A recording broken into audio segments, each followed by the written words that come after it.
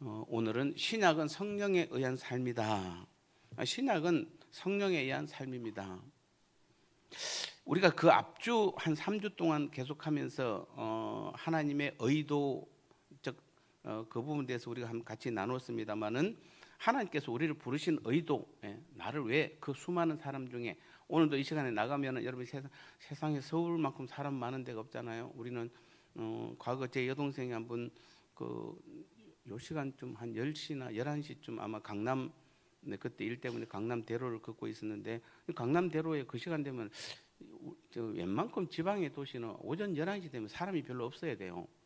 대부분 직장생활 다 가고 이렇게 노는 사람들도 뭐 별로 없는데, 여동생이 강남 거리를 저하고 걷는데 꼭 마치 자기 때문에 사람들 동원한 것처럼 사람들이 얼마나 많은지 모릅니다.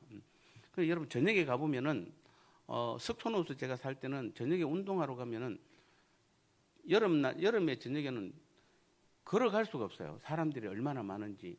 그만큼 사람들이 많은데 그 수많은 사람 중에 왜 하나님께서 굳이 나를 왜 불렀을까? 왜 하나님께서 나를 하나님의 그것도 자녀로 불렀을까? 내가 똑똑해서, 내가 잘나서, 내가 뭔가 특별해서? 세 가지 다 아니잖아요. 근데 왜 나를 불렀을까? 그 앞부분에 우리는 봅니다. 하나님이 나를 부르신 분명한 의도는 하나님과 나와의 친밀한 교제 관계에 있다. 물론 그분은 나의 하나님, 또는 그분은 나의 아버지, 나는 그분의 자녀, 아버지와 아들의 친밀한 관계에 있다고 말씀했습니다. 우리는 신앙이라는 것을 계속 제가 3주 동안 연속해서 말씀드렸습니다. 하나님과 우리는 오늘도 뭐 하는 것이다? 아버지와 아들의 친밀한 교제 가운데 있어야 되고, 그것 때문에 우리를 부르신 의도다, 이렇게 말씀하고 있습니다. 그러니까 우리는 신앙이라는 것이 뭐냐면은 그 자리까지 가야 되는 것이에요. 그러니까 여러분이 성경을 말씀을 많이 깨닫고 많이 암송하고 기도 많이 하고 뭐 여러 가지 다 좋습니다. 그런데 그 기도를 많이 하고 성경을 많이 읽고 깨닫고 암송하는 이유가 내가 뭔가를 드러내고 내가 이만큼 했다라는 게 아니라 무엇입니까? 하나님과의 친밀한 교제 관계까지 가야 되는 것이에요. 만약에 여러분 지금 가지 않았다면 여전히 아직도 중간에 어중간하게 지금 완전히 그까지 다 뭐 그런 관계가, 그런 신앙이 아니라면은 아직도 중간에 있다라고 보시면 되는 것이에요.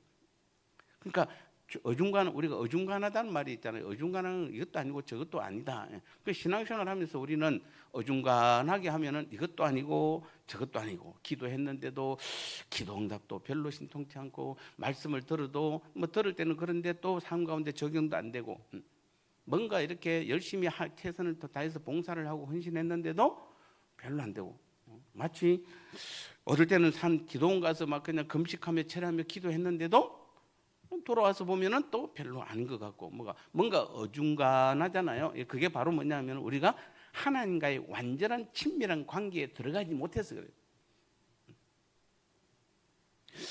제가 지난 3주 동안 했던 것을 간단하게 짚어보면, 우리가 하나님께서 창조하실 때도 그러니까 창조의 원인도 관계성에 초점을 맞춰야 되는 것이에요. 하나님께서 우리 인간을 만드시고 나서, 즉 에덴 동산을 함께 아담과 하와와 함께 거닐기도 하시고, 또 각종 짐승을 창조하시고 그 이름을 짓게 하시고, 그래서 제가 지난주 말씀드렸잖아요. 아담이 하나님, 얘는 아무리 봐도 이게 고양이인지 호랑이인지 내가 고양이로 지을까요, 호랑이로 지을까요? 아무래도 걔는 호랑이로 지어. 그러면 호랑이로 짓겠습니다. 얘는 좀 작아 보이니까 얘는 고양이로 지을까요? 고양이. 그래. 즉 우리는 잘 모르지만은 좌우정한 에덴 동산에서 아담과 하나님과의 관계는 묻고 또 따르고 또 묻고 하나님을 찾고, 이거 어떻게 할까요? 저거 할까요? 왜냐하면 아담이 할 수 있는 것이 아무것도 없었잖아요. 따지고 보면은. 그러니까 아담은 모든 것을 하나님께 묻는, 그리고 하나님을 졸졸 따라다니는, 마치 우리는 그 모습을 우리는 볼 수 있을 것 같습니다. 그게 창조의 과정이었습니다. 그리고 우리가 출애굽 과정에서도 보면 가장 중요한 사건입니다만은, 출애굽 19장 4절에서 6절을 보면은 어떤 말씀이 있냐면은, 자, 내가 애굽 사람에게 어떻게 행하였음가, 내가 어떻게 독수리 날개로 너희를 업어 내게로 인도하였음을 너희가 보았는지. 자, 여기 보니까 잠깐만 4절 보세요. 4절 다시 한번 띄워주세요. 자, 내가 애굽 사람에게 어떻게 행하였습니까? 하나님께서 이스라엘 백성들에게 말하면 내가 애굽 사람한테 뭐 우리는 10가지 재앙이나 10가지 있습니다. 그 다음에 내가 어떻게 독수리 날개로 너희를 업어 내게로 인도하였다. 그 너희가 보았다. 그래서 5절에 뭐라고 되어 있습니까? 세계가 다 내게 속하였나니 너희가 내 말을 잘 듣고 내 언약을 지키면 너희는 모든 민족 중에서 내 소유가 되겠고 너희가 내게 대하여 제사장 나라가 되며 거룩한 백성이 되리라.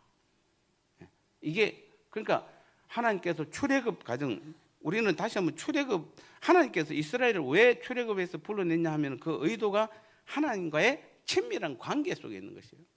성경을 우리는 여러 가지 모습으로 볼 수 있을 것입니다. 역사적으로도 볼 수 있고, 뭐 인물적으로도 볼 수 있고, 뭐 구속사적으로도 볼 수 있을 것입니다만은 또 한편으로 본다면 우리는 가장 하나님과의 나와의 관계로 보시면 돼요. 관계라는 것은 아버지와 아들의 관계로 보시면은 출애굽 과정도 역시 뭐죠? 굉장히 하나님께서 우리와 친밀한 관계 속에서 우리를 불러내신 것이에요. 그래서 우리는 출애굽을 통해서 다시 말씀드립니다. 출애굽이 제가 말씀드렸습니다. 출애굽의 목적이 어디 있어야 되죠? 가나안에 있으면 안 된다고 그랬잖아요. 출애굽해서 가나안 가는 것이 목적이 아니라, 그렇으면 하나님 어떤 식이든 그들을 전 출애굽했던 그 뭐 약 200만 명의 그 하나님 이스라엘 백성들을 다 그냥 그들이 좀 애를 미기도 말을 안 들어도 당연히 가나안에 다 들어가게 했을 것입니다. 근데 하나님의 의도는 가나안이 아니라 하나님께 있어야 돼요. 출애굽시킨 하나님께서 이스라엘 백성을 출애굽시킨 의도는 뭐냐면 하나님께 있어요. 하나님께. 하나님, 내가 너희의 하나님, 너희는 내 백성.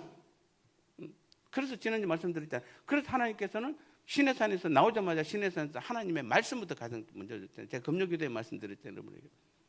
그러니까 우리는 출애굽의 목적이 여러 가지가 뭐 출애굽을 여러 방향으로 볼 수 있을 것입니다만은 그분은 우리는 하나님께 의도를, 그러니까 하나님의 의도는 하나님께 있어요. 내가 너희의 하나님이라는 것이에요. 그게 다예요. 그래서 그 하나님이 하나님이니까, 그리고 이스라엘 백성들은 하나님의 백성이니까 이제는 매일같이 구름 기둥, 불 기둥, 뭐 만나를 내려준다든지 여러 가지 사건들을 통해서 하나님께서 하나님의 백성들을 관계 속에서 인도하는 과정들을 보고 있는 것이에요. 그래서 굳이 가나안 땅에 들어가지 못했다 할지라도 그들이 어떤 연유든 그럼에도 불구하고 너는 내 백성, 나는 너의 하나님이라는 것이에요. 거기다 초점을 맞춰야 되는 것이에요. 그래서 우리의 모든 신앙의 중심도 뭐죠? 우리의 모든 일들의 중심이 어디가 있어야 될까요? 교회 일 열심히 하는 것입니까? 여러분, 교회 비전을 쫓아가면 망합니다. 교회 비전을 쫓아가는 게 아니라 하나님의 뜻, 하나님의 비전을 쫓아가야지 교회 비전 쫓아가면 안 돼요. 그래서 대부분 많은 이단들을 빠지는 사람들 대부분 그렇잖아요. 이 하나님, 그러니까 우리의 신앙의 모든 중심, 초점은 하나님께 있어야 돼요. 하나님께 있어야 돼요. 하나님께서 오늘 나를 통해서 어떻게 사용하시고, 하나님께서 나를 어떻게 부르시고, 하나님께서 나를 통해서 오늘 어떤 일을 하시기를 원하시는지, 아침에 일어나서 저녁에 잠자리에 들 때까지 우리의 모든 신앙의 중심은 오직 누구한테 있어야 된다? 하나님께 있어야 되지, 무슨 일에 있고 교회에 있고 뜻에 있고 뭐 이렇게 하시면은 잘못하면 우리는 자칫 잘못 쫓아가서 망할 수 있어요. 그런데 하나님께 두면은 절대로 망할 수도 없거니와 흔들리지 않는다는 것이 출애굽이 우리에게 보여주신 사건이에요. 그 외에도 우리는 12제자를 부르심에도 마가복음 3장 14절 15절에서도 그들과 함께 있게 하시고, 부르신 목적을 그들과 함께 있게 하시고, 그것이 다 무엇입니까? 바로 우리의 어떤 신앙의, 주님께서 제자들을 부르신 목적이 함께 있게 하기 위해서 그래요. 십자가 사건도 주님의 죽으심으로 하나님과 화목하여 아버지와 아들의 관계로 하나님과 가족이 되게 하신 것이에요. 그동안에는 죄 때문에 하나님과 우리가 원수가 되었다면 이제는 주님의 십자가의 죽음을 통해서 한 가족이 된 것이잖아요. 그래서 우리 마지막 5번째 사건이 성령을 보내심도, 보혜사를 보내신 사건이 바로 하나님과의 친밀한 교제 가운데로 인도하신 것이에요. 왜냐하면 친밀한 교제의 완성이 무엇일까요? 하나님과의 친밀한 교제의 완성은 성령에 의한 삶이에요. 그러니까 내가 뭔가 연구를 많이 하고 내가 기도를 많이 하고 내가 뭔가 많이 깨달아서 하나님과의 친밀한 교제 관계가 이루어지는 것이 아니라 하나님과의 친밀한 교제의 완성은 성령에 의한 삶, 성령께서 이끄시는 삶에 있는 것이에요. 그래야만 우리는 완전한 하나님과의 친밀한 교제 관계에 들어갈 수 있게 되는 것입니다. 그래서 오늘 제가 오늘부터 이제 한 2, 3주 또 해야 될 것이 신약의 삶은 그래서 성령에 의한 삶이다. 우리는 오늘 본문 요한복음 14장을 읽었습니다만 14장, 15장, 16장을 보면 전체적으로 예수님과 제자들의 대화 내용 중에서 세 가지 아주 주제가 나오잖아요. 세 가지 주제가 나옵니다. 그 첫 번째가 바로 뭐냐면은 내가 간다. 내가 간다. 뭐 14장 2절부터 쭉 나옵니다. 내가 가야 된다. 그러니까 제자들이 뭐죠? 뭐 했다? 그 말을 들으니까 감사합니다. 이렇게 했습니까? 아니면 뭡니까?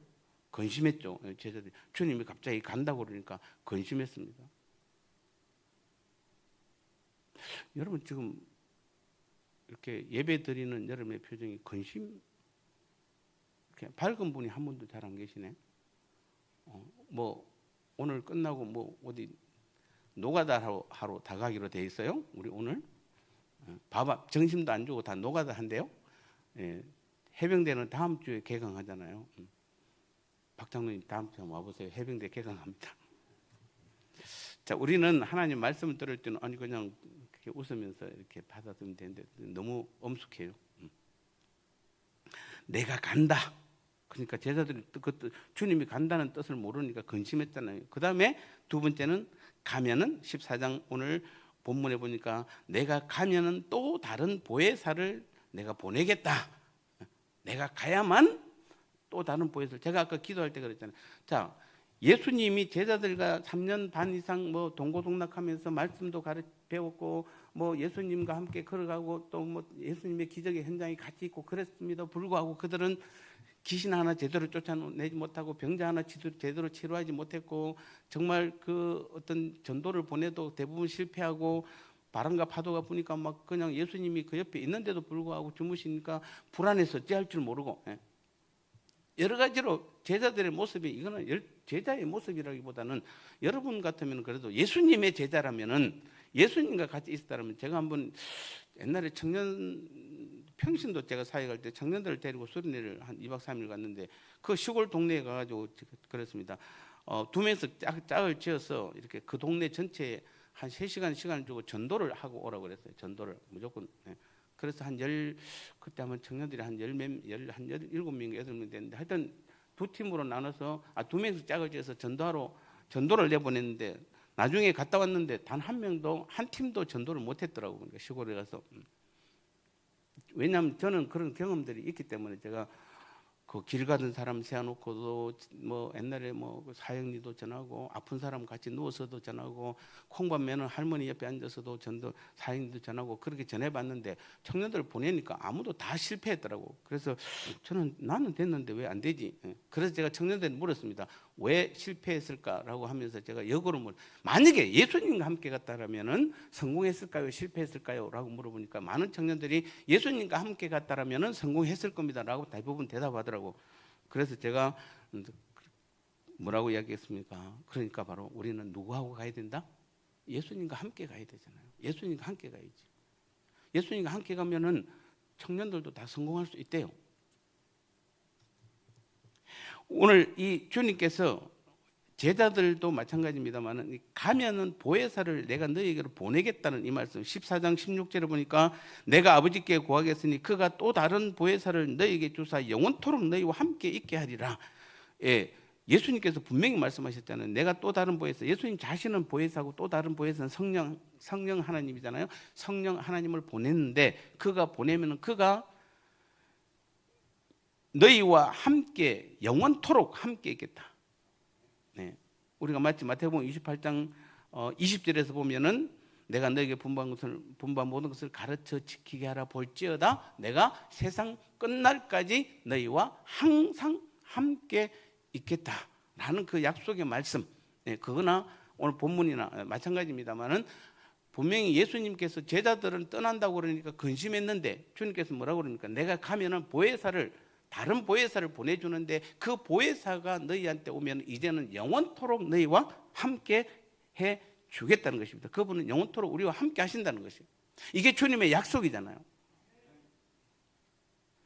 그게 그 당시 예수님의 제자들에게만 한 말이 아니라 지금 누구에게 한 말이다?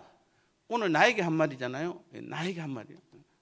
그래서 우리는 지금 우리가 신앙생활을 한다는 것이 우리가 이 너무 쉬운 이 말을 믿지 못하면은 우리는 대부분 다 어디에 속해 있냐면은 대부분 많은 사람들이 좀 있으면 제가 설명하겠습니다만은 왜 우리는 이유가 있습니다. 많은 사람들이 다 자기 힘으로 신앙생활을 해요. 특히 우리 민족은 거의 300년 가까이, 거의 4,300년 가까이 하나님이 없는 그런 삶을 살았잖아요. 우리 민족이 뭐 꼴랑 해봐야 뭐 우리 거의 한 3, 40년 전에 이 땅에 이제 하나님 복음이 들어왔고 하나님께서 드디어 이 땅에 자신을 드러내셨잖아요. 그 전까지는 우리가 여러 신들을 섬겨봤잖아요. 여러 신들을 섬겨봤는데 다 대부분 다 실패했잖아요. 그러니까 그래서 그들의 신의 공통 특징은 다 무엇입니까? 무조건 내가 뭐 해야 된다. 정성을 다해야 되고 더 많은 것들을 드려야 되고 또 최선을 다해야 되고 열심히 뭔가를 해서 뭔가 드려야만 이게 신에 대한 예의라고 생각하니까 이런 신앙이 워낙 우리 가운데 있다 보니까 우리가 하나님을 믿고도 뭐죠? 뭔가를 자꾸 드려야 된다고 생각해요. 뭔가 열심히 최선을 다해야 된다고 생각해요. 그래서 교회에서 빨리 지치는 사람이 누구냐면은 대부분 열심히 하는 사람들이에요. 제가 늘 열심히 하지 마시라고. 열심히 하지 마세요. 열심히 하지 마세요. 열심히 해가지고 빨리 지쳐고 그러고 나만 지치는 게 아니라 옆 사람 데리고 함께 나가고 그러지 말고 열심히 하지 마세요. 그냥 성령께서 오늘 내 안에 거하셔서 나와 영원히 떠나지 아니하시는 그분이세요. 그분이 나와 함께 하세요. 조금 이따 더 풀어 나가겠습니다만. 그래서 14장 17절에 보니까 저는 진리의 영이라 세상은 능히 저를 받지 못하나니 이는 저를 보지도 못하고 알지도 못합니다. 진리의 영이 내 안에 들어오는데 세상 사람들은 절대로 모른대요. 받지도 못하고 보지도 못한대요. 그러나 너희는 저를 아나니. 누구는 안다고요? 여러분은 알아요. 여러분은 압니다. 저는 너희와 함께 거하시며 너희 속에 계시겠습니다. 보혜사 성령, 주님께서 보내신 보혜사 성령 그분은 어디 계신다고요? 너희 속에 계십니다. 너희 속에 계십니다. 구약의 성령 하나님이 함께한 사건이 간혹 나옵니다만은 그때 보면 영어로 보면 위드 함께 하셨다 이런 뜻으로 씁니다만은 함께 하시는 것이 아니라 보혜사 주님이 보내신 보혜사는 어떻게 했다고요? 내 속에 거하십니다. 함께 걸어가는 거하고 내 안에 거하는 거하고는 이거는 하늘과 땅 차이잖아요. 하늘과 땅 차이. 그래서 우리가 가끔 구약의 성도들 보면 답답할 때가 많잖아요. 조금만 순종하면 될 텐데 그거 안 해가지고 좀 하나님 믿고 좀 나가면 될 텐데 그런 기적들을 보고도 또 저런 행동을 하네. 왜냐하면은 함께 하는 거하고 속에 거하는 거하고는 즉 연합해서 한 몸을 이루어서 한 교회가 되고 그분과 내가 한 몸을 이룬 거하고는 개념이 달라도 한참 다르잖아요. 여러분 그거 믿으십니까? 성령 하나님께서 내 속에 거하심을 믿으세요? 그분은 그리고 언제까지 거하신다고요? 영원토록 거하시겠대요. 여기서 너희 속에 계신다는 이 말은 그래서 예수님 다른 말을 표현하면 이 말은 성령께서 내 안에 계신다는 것은 다른 말로 보면 예수님 자신이 주님께서 보내신 영이니까 주의 영이니까 예수님 자신이 직접 우리 속에 계셔서 친히 격려하시고 위로하시고 도와주시고 안내하시고 가르치시고 상담해 주신다는 거죠. 성천하시면서 예수님 하신 사역을 감당하도록 그래서 성령님을 보내어서 그 일을 예수님이 해야 될 그 일들을 오늘도 성령께서 나를 통해서 내 안에 거하셔서 직접 그 일들을 행하고 계시는 것이죠. 그래서 여러분 문제가 있으면 어디로 가야 됩니까? 문제가 있습니다. 어디로 가야 됩니까? 목사님한테 전화해가지고 목사님 큰일 났어요. 아니면 교회 와서 그냥 눈물 흘리면서 기도하면서 하나님 나 큰일 났어요. 뭐 그것도 뭐 아니면 내 아는 사람 동원해가지고 어떻게든 빨리 문제를 해결해야지. 뭐 여러 가지 방법이 있을 것입니다만은 여러분 우리는 이 땅에 살아갈 때 우리의 삶 자체가 이미 주님께서 보내신 성령께서 내 안에 거하고 계시기 때문에 그분은 내 안에 거하셔서 나한테 뭐한다? 나를 격려하고 위로하고 돕고 안내하고 가르치시고 상담해 주시는 분이기 때문에, 그래서 우리는 어떤 문제 가운데 어떤 어려움과 고난 가운데 있을지라도 어떻게 해야 된다? 우리는 내 안에 거하신 성령 그분과 우리는 대화를 나누는 것이, 이게 바로 친밀한 교제의 대표적인 모습입니다. 그분은 하나님이 보내신 영이기 때문에 그분은 하나님이세요. 그분은 주님이 보내신 영이기 때문에 그분은 주님이세요. 그래서 우리는 주님 뭐 주의 이름 불러도 되고 주님이라고 불러도 되고 하나님 이름 불러도 좋습니다만, 어쨌든 그분은 성령 하나님으로서 내 안에 거하셔서 내 모든 삶을 주관하시고 이끄시고 인도하시고 모든 상담을 다 해주시고 모든 문제의 해답을 다 가르쳐 주시는 분이세요. 근데 그런 분이 그것도 내 안에 계시니까 잃어버릴 수가 없잖아요. 떠날 수가 없잖아요. 어떤 분이 그런 분이 있습니다. 암병 걸리니까 암 세균하고 대화를 나누더라고. 내 죽으면 니도 죽으니까 니도 살고 나도 살자. 예, 그렇잖아요. 니도 살고 나도 살자. 같이 살자. 맞잖아요. 내 죽으면 니도 죽잖아. 그러니까 우리는 내 안에 계신 성령 하나님 그분은 나와 함께 영원히 가세요. 그리고 우리는 영으로서 가기 때문에 이것은 이 땅에 육신에 죽고 사는 문제가 아니라 나와 함께 영원히 함께 거하시고 나의 인도자가 되어주시며 나의 모든 삶을 책임져 주시고 이끌어 가시는 그분이세요. 그분이 지금 내 안에 계시는데, 여러분 믿음 생활하면서 도대체 누구를 바라보고 계세요? 누구를 바라보고 계세요? 지금도 저는 노예 목사님들 만나면은, 어제도 마찬가지입니다만은 걱정을 하세요. 또 합쳤다고 또 걱정을 하세요. 여러분 이 두 교회가 합치는데 이 다른 하고는 좀 다른. 원래는 두 교회 합치면은 뭐 여러 가지 많은 또 문제점들도 있을 것이고, 근데 하나님께서 두 교회, 특히 우리 또감사교회는 광야를 걷고 나왔잖아요. 또 광야를 통과해서 또 한번 광야도 맛보고 왔잖아요. 그래서 여러분이 뭔가를 자신을 낮추고 왔고, 또 우리 성도들도 그동안에 준비 많이 했어요. 또 감사교회 성도들이 언제 올지라도 우리가 맞아야 할 준비를 늘 하고 있었기 때문에 그렇습니다만, 그렇다고 해서 우리가 문제가 없습니까? 반드시 지금은 괜찮아요. 이제 한 달 지나면은 여러분 문제가 서서히 드러날 겁니다.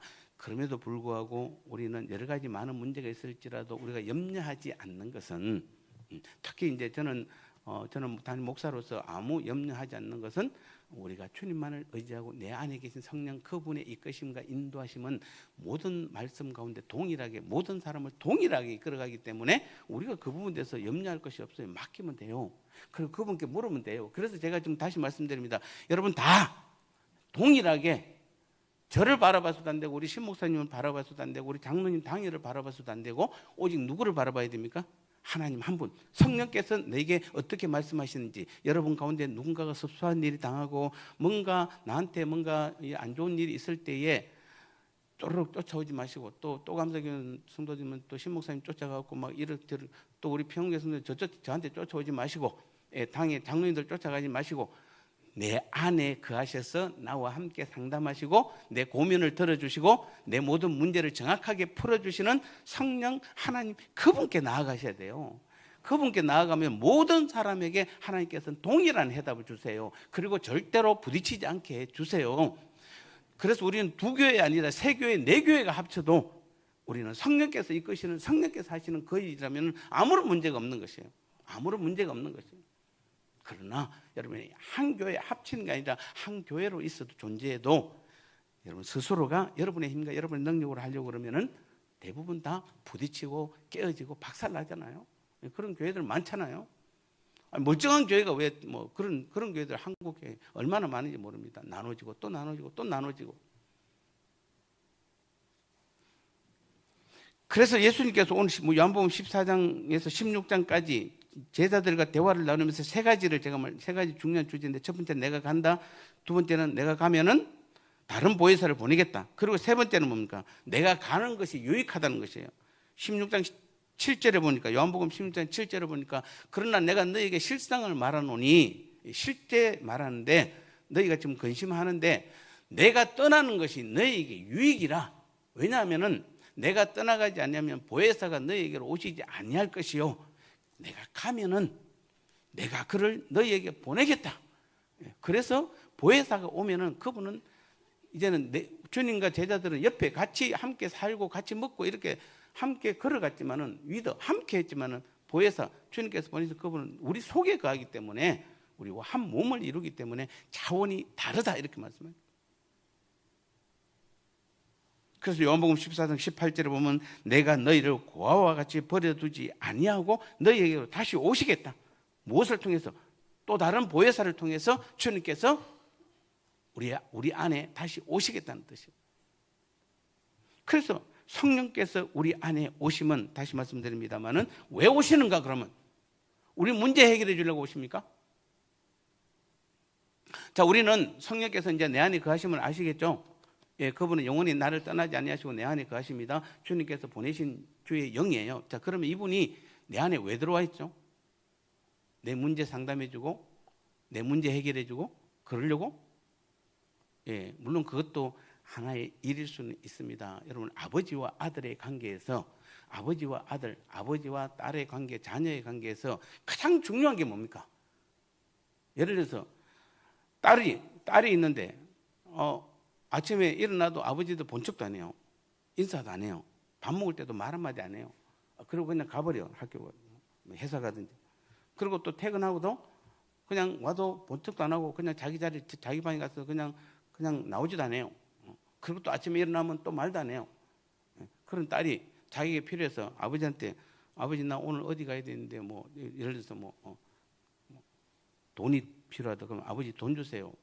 그럼 아버지는 그냥 알아서 돈 주고 내가 또 어떤 오늘 문제가 있는데 이 문제 좀 해결해 줘요. 그럼 그 문제 해결해 주고 아버지니까 딸이 어떤 일이 있어도 해결해 주시긴 하겠죠. 그런데 가장 중요한 것은 아버지는 딸에게 뭐 하는 것입니까? 아들이나 딸에게 용돈을 주고 문제를 해결해 주는 그 존재로 존재하는 것이 아니라 아버지와 딸의 관계는 어떤 관계입니까? 예. 아버지와 딸, 아버지와 아들의 관계잖아요. 그게 친밀한 관계. 문제가 해결이 안 돼도 예를 들어서 어떤 아버지가 부도가 나서 온 가족이 쫓겨나도 그 가족이 함께 하면은 어디 가든지 그래서 방 한 칸에 떨어져도 지하실 단칸방에 있어도 온 가족이 하나로 있으면 뭐죠? 그래도 우리는 행복을 그 가운데 느낄 수 있는 것이 그게 부모와 자식의 관계잖아요. 근데 부모와 자식 관계가 그런 관계가 아니라 아무리 많은 것을 가졌어도 아무리 많은 문제점을 해결해 준다 하더라도 대화가 안 되고 친밀한 관계가 안 되면 그건 아무 의미가 없는 것이에요. 그래서 하나님과 오늘 우리 관계 주님께서 왜 성령을 우리 가운데 보내셨는가? 라는 분명한 이유는 우리의 문제를 해결해 주고 어떤 우리를 도와주기 위한 것도 포함되어 있지만 가장 중요한 것은 뭡니까? 친밀한 관계예요. 그 친밀한 관계의 가장 중요한 그래서 우리는 날마다 매 순간순간 내 안에 계신 성령 하나님 그분을 그래서 저도 사실은 이렇게 한다고 해서 요 안에 계신 것은 아니에요. 내 생각 가운데 내 정신, 영혼 가운데 거하시는 그분이죠. 그런데 이렇게 하면 가장 저는 가까이 느껴져요. 그래서 제가 기도할 때도 저는 손을 자주 올립니다. 그러면서 주님의 이름을 또 부르고 대화할 때도 가능하면 이렇게 많이 할 때가 있는데 이건 상관없습니다. 이랬든 저랬든 중요한 것은 우리가 그래서 항상 묻는 것이고 또 항상 대화하는 것이고 또 의논하는 것이고 이런 것들이 그래서 그런 의논과 대화가 이런 것들이 생활화됐을 때 어떤 문제가 일어나면 아주 말하기가 너무 쉽잖아요. 우리는 만약에 그런 친밀한 관계가 아니라면은 주님께서 성경책에 다 기록을 해놨으니까 자 이제부터 내가 성경책 기록해놨으니까 이 성경책 잘 보고 성경에 기록된 그대로 잘 행해 열심히 최선을 다해 그러면 되잖아요. 이 성경 여러분 66권 이거 얼마나 지금 내용이 많습니까? 이 많은 내용들을 가운데서 여러분 이거 사실 10장만 있어도 우리는 이 10장 붙잡고도 얼마든지 이 땅에서 믿음 생활할 수 있는데도 불구하고 이 두꺼운 책을 얼마나 많은 말을 써놨습니까? 이거 그냥 성경 줬으니까 이제 그 성경대로 그냥 성경 무조건 열심히 읽고 암기해. 그리고 여기에 기록된 대로 그대로 잘 지켜 행해. 그러면 돼. 이렇게 하면 될 텐데 왜 굳이 성령을 우리 가운데 보내셨을까요? 우리로 하여금 성경을 연구하고 그 말씀대로 살기 위해서 최선을 다하라는 것이 아니라 성령 하나님과의 주님께서 보내신 성령 하나님과의 친밀한 교제 가운데 살아라고.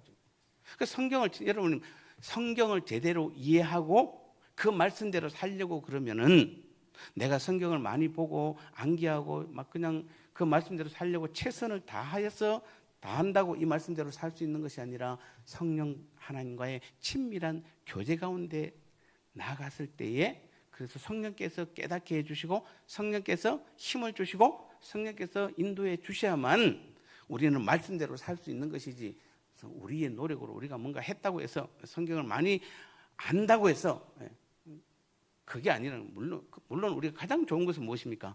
성령께서 오늘도 내 안에 거하셔서 나와의 친밀한 교제 가운데 거하면서 성경을 볼 때마다 그 성경을 풀어주시고 해석해 주시고 하나님의 뜻을 알게 하시고 그리고 그 말씀대로 살 수 있도록 날마다 이끌어주는 삶, 이게 가장 베스트죠.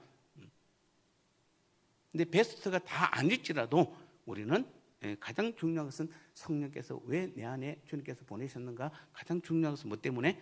하나님과의 친밀한 교제 관계들. 그래서 우리는 가장 중요한 거 이거 잊지 말아야 되는 것이에요. 오늘도 여러분이 말씀은 내가 성경은 다 모른다 할지라도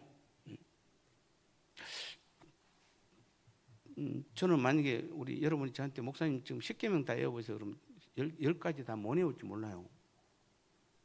10계명 다 외우세요 여러분? 저는 다 못 외울 것 같아요. 지금 빨리 질문하면 12제자 이름도 요즘 생각이 잘 안 나요. 그럼 저는 가짜 목사입니까? 아니 목사님이 돼가지고 10계명도 다 못 외우고 12제자 이름도 다 모르고 성경 66권 혹시 외우다 틀릴지도 모르겠어요 제가. 그러면 가짜입니까? 우리에게 중요한 것은 성경을 10계명을 잘 아는 것도 중요하고 예수님의 12제자의 이름을 잘 아는 것도 중요하고 66권 성경을 틀리지 않고 잘 아는 것도 중요하지만 가장 중요한 것은 무엇이다? 날마다 하나님과의 우리가 말씀을 통해서 성령 하나님과의 친밀한 교제 가운데 나가는 것이에요. 이게 없으면은 성경은 아무 의미가 없어요. 아무리 성경을 많이 봐도 의미가 없어요. 그래서 우리는 친밀함 또는 친밀한 교제 또는 친밀함의 관계 뭐 이런 여러 가지 이런 말들을 많이 하는데 친밀한 관계성의 실제적 삶은 바로 무엇이? 바로 성령에 의한 삶인 것이에요. 그래서 성령께서는 우리를 여러분 성령의 이끄신 가운데 나아가면은 날마다 하나님과의 친밀한 관계가 가장 중심이 돼요. 저는 많은 목사님들하고 대화를 나눕니다만은 우리 신 목사님하고 대화 나눌 때 딱 가장 빨리 느끼는 게 뭐냐면은 하나님과의 친밀한 관계예요. 저분 목소리를 들으면은 꼭 하나님 말씀하는 것 같아요. 맞잖아요? 그래서 아니 생긴 건 안 그런데 왜 하나님이 저 속에서 나올까 이렇게 가끔은 그런 생각을 합니다. 그래서 저도 요즘은 새벽에 여러분 나오시면 우리 신현 목사님이 설교를 하고 계세요. 이번 주 금요기도에도 또 하실 것이고 앞으로 이제 교대로 계속 할 것입니다만은 저는 그렇습니다. 이번 신 목사님 가실 때까지 다 배워야지. 제가 요즘 많이 깨닫습니다. 야, 내가 이런 부분 몰랐네. 근데 내가 그냥 단순히 깨닫는 것이 아니라 성령께서 깨닫게 해주시는 것이죠. 그렇지 않으면 제가 신 목사님 왜 설교를 비교하면 큰일 나는 거거든요. 저는 배워야 되는 것이에요. 하나님께서 신현 목사님을 통해서 저에게 이런 거 가르쳐 주시고 저런 거 가르쳐 주시면은 아멘하고 받아들이면 되는 것이에요. 저는. 그리고 저는 또 앞으로 목회할 날이 많잖아요. 그러면 신 목사님이 그동안 하나님께서 신 목사님을 통해서 했던 그 여러 가지 노하우들을 또는 또 배우고 또 그거 부족한 거 또 채우고 그래서 또 앞으로 또 목회 잘해야죠. 아멘입니까? 예. 그래서 우리는 서로 배우는 것이에요. 근데 가장 제가 신현 목사님 통해서 가장 크게 느끼는 게 꼭 하나님을 뵙는 것 같아요. 음성도 그렇고. 그게 여러분 우리는 성경을 많이 사실 저분이 성경의 대가 아닙니까? 그래서 전 대인 시어머니 모셔놓고 지금 같이 있는 것이에요. 그냥 시어머니도 아니에요. 대인 시어머니예요. 신학적으로 뭐 목사님들 가운데 제일 똑똑한 분이세요. 저분이 국내에서도. 그래서 국내에서 똑똑한 안 되니까 이제 해외까지 나가서 하시잖아요. 신학적으로 워낙 뭐 똑똑한 분이시죠. 설교 잘하시죠. 뭐 또 경험 많으시죠. 뭐.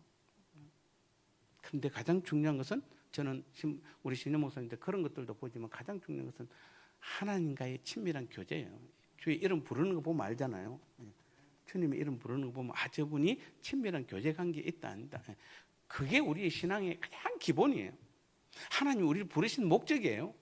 하나님께서 우리를, 주님께서 굳이 제자들과 함께 있지 않고 자기가 가야 유익이고 가면 보혜사를 보내주시겠다. 그 보혜사가 우리 안에 들어와서 영원히 내 속에 거하셔서 영원히 나와 함께하는 이유가 뭐냐면은, 가장 중요한 것이 무슨 우리의 병을 치료하고 귀신을 쫓아내고 기적을 일으키고 능력을 행하는 것이 아니라 하나님과의 친밀한 날마다 교제에 있어야 되는 거죠.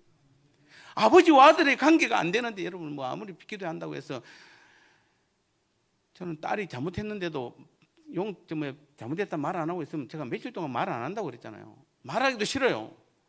그렇게 귀여운 딸이 귀엽지 않아요. 진짜입니다. 말하는 얼굴 보는 게 그냥 귀찮아요. 그런데 또 서로 관계가 회복되면은 너무 좋아요. 예, 아내를 보면 힘이 안 나는데 딸을 보면 힘이 나요. 아내를 보면은 힘이 납니다. 예, 제가 말을 잘못했습니다. 육신의 힘이 나는데 딸을 보면 영혼의 힘이 납니다. 그래서 우리는 다시 한번 우리는 이 말씀을 잘 기억하시기 바랍니다. 왜 우리는 성령을 보내주셨는가 우리 가운데. 예, 그래서 우리는 성령에 의한 삶을 살아야 되는 것이에요. 매일같이 우리는 성령에 의한 삶을 살아야 되는데, 그 이유가 뭐냐면은 고린도서 3장 6절에 보면은 바울이 그렇게 고백하잖아요. 그가 또 우리를 새 언약의 일꾼이 되기에 만족하게 하셨으니, 이거 글 띄워주세요. 안 띄웁니까? 예. 율법 조문으로 하지 아니하고 오직 영으로 하미니 율법 조문은 죽이는 것이요 영은 살리는 것이니라. 즉 바울이 뭐라고 표현합니까? 새 언약을, 자기가 새 언약의 일꾼이 되었는데, 지금 새 언약의 일꾼, 이 새 언약의 일꾼이 된 것은 율법, 구약의 율법적으로 자기가 어떤 선을 행해서 된 것이 아니라, 예, 새 언약으로 된 것이다. 이 새 언약은 성령으로 한 것이라 이 말입니다. 그러니까 오직 영으로 함이니, 율법의 조문으로 하지 않냐고 영으로 한 것이니, 왜냐하면 율법은 죽이는 것이요 율법 조문은 영은 살리는 것이기 때문에. 그래 하나님께서 우리에게 새 언약을 통해서 일꾼을 세우시면 우리로 하여금 율법을 지키다가 죽게 하는 것이 아니라, 예, 영으로 성령을 통해서 우리를 살리게 하게 하잖아요. 살리게 합니다. 여러분, 우리 모두에게 직분을 주신 것은 뭐 하려고? 우리를 살리시려고. 그래서 우리는 성령에 의한 삶이란 하나님과 친밀한 관계로 사는 삶입니다. 그래서 여기서 우리는 문자에 의한 삶과 성령에 의한 삶, 이걸 제가 마지막으로 마치겠습니다만은, 여러분 문자에 의한 삶과 성령에 의한 삶을 구분할 줄 아셔야 돼요. 문자에 의한 삶은 무엇입니까? 구약의 율법을 문자 그대로 지키려는 삶이에요. 어쩌면 여러분 성경에 있는 말씀 그대로를 지키려는 것도 자칫하면은 문자에 의한 삶이 될 수 있어요.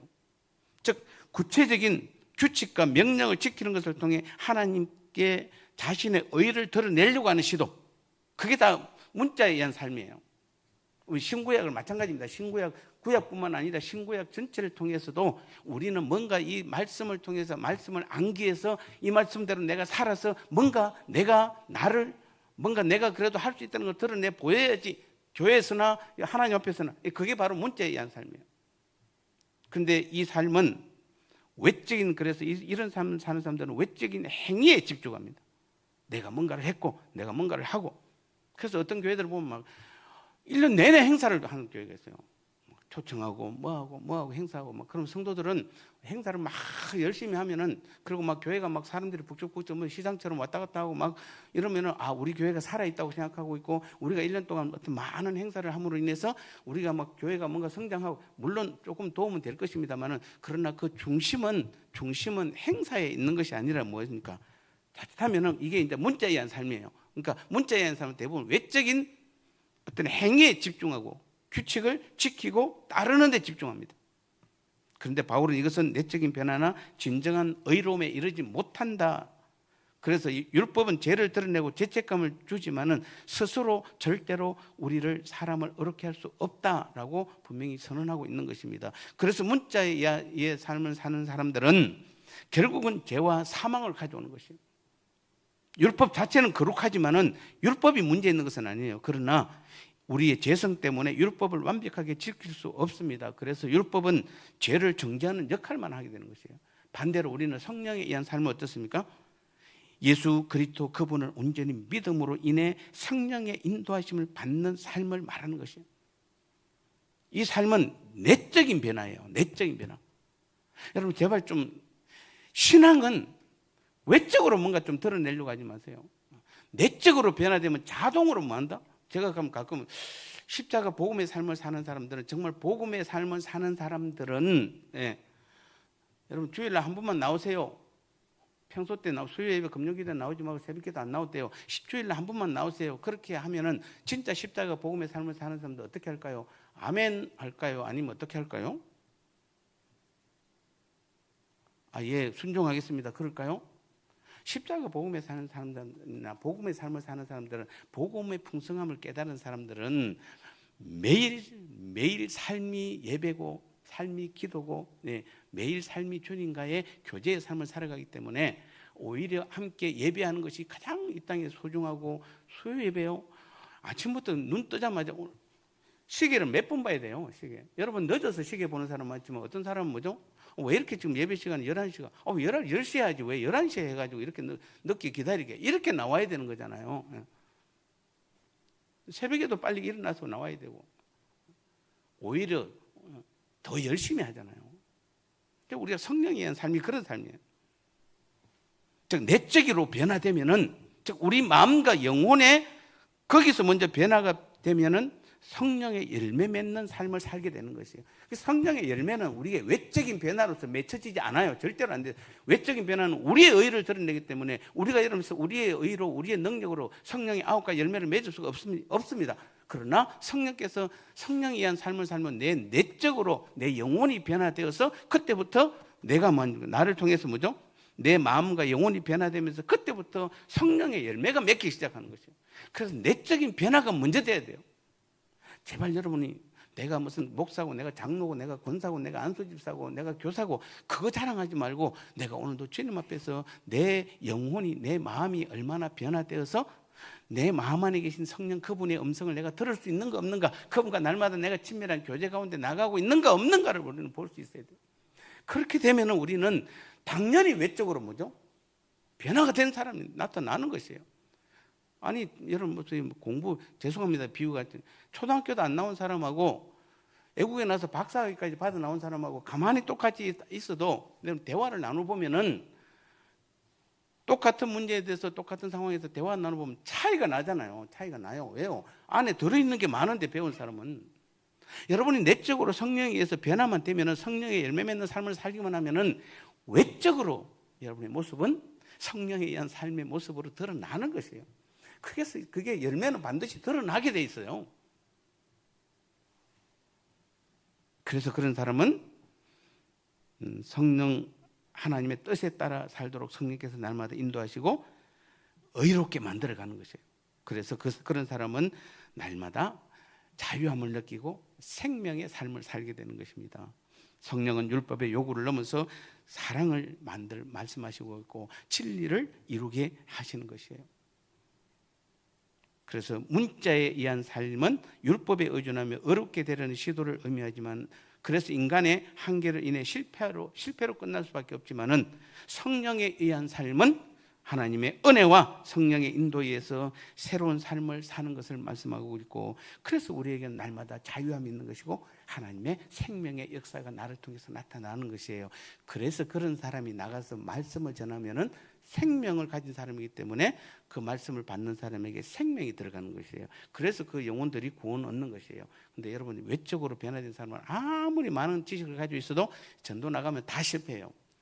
맨날 자기 자랑하고 교회 자랑하고 뭐 예수님 성경 자랑하고, 아니, 내 안에 성령께서 나를 통해서 열매 맺는 그런 믿음의 삶, 정말 자유가 무엇이고 생명이 무엇인지를 아는 사람은 이 땅의 삶도 자유함을 느낄 뿐만 아니라 신앙도 자유함을 느끼고 우리를 통해서 생명의 역사가 나타나서 많은 사람들을 주께로 인도하는 일에 귀하게 쓰임받는 성령의 사람들이 다 될 줄 믿습니다. 그래서 우리는 오늘부터 한 3주 동안 또 성령에 의한 삶이 어떤 삶인지를 다시 한번 우리 같이 나눠보도록 하겠습니다. 그래서 오늘도 여러분 결론적으로 말씀드리겠습니다. 내 안에 계신 성령, 주님께서 보내신 성령 하나님 그분과 날마다 그분과 교제하고 동행하는 것은 바로 하나님과의 친밀한 관계에 있음을 아시고 아버지라 부를 수 있는 아바 아버지로 부를 수 있는 날마다 그 주님의 이름을 부르고 교제와 동행의 삶을 살아가는, 그래서 성령의 열매 맺는 삶을 살아가는 우리 모두가 되시기를 축복합니다. 하나님 감사합니다.